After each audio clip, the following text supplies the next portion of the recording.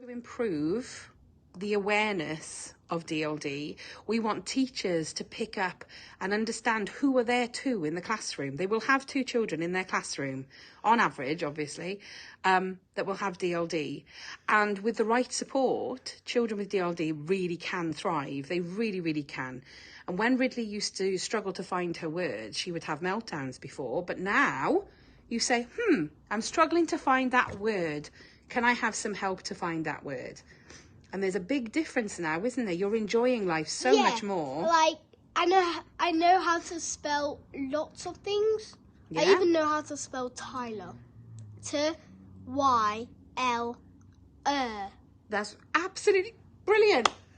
Now, a year ago at Ridley's EHCP review, she had a target of being able to read 53%. Yeah, or 50%, sorry, 50% of the words. I've done, when I went from, when I was writing my sloth,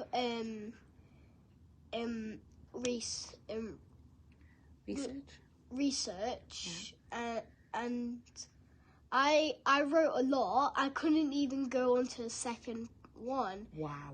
I couldn't even fit it in the right page. That's amazing, because there was that much. Yeah, and I couldn't do my next one because I couldn't finish in time. Wow. But I was putting my hand up and writing because the teacher, Mrs. Stevenson, was putting her hand up, and I had to rush, but I didn't rush.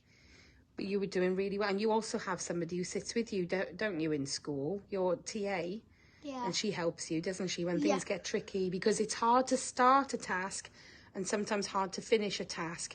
And that can sometimes be, those transition between things can be quite tricky. But I want to go back to your achievement because it's really important. Yeah, I've got a lot of achievements. You have. I've got like 21%. More than that. So your target was to read 50% of the words. And do you know what you achieved? 93%. And that is what a good EHCP can achieve.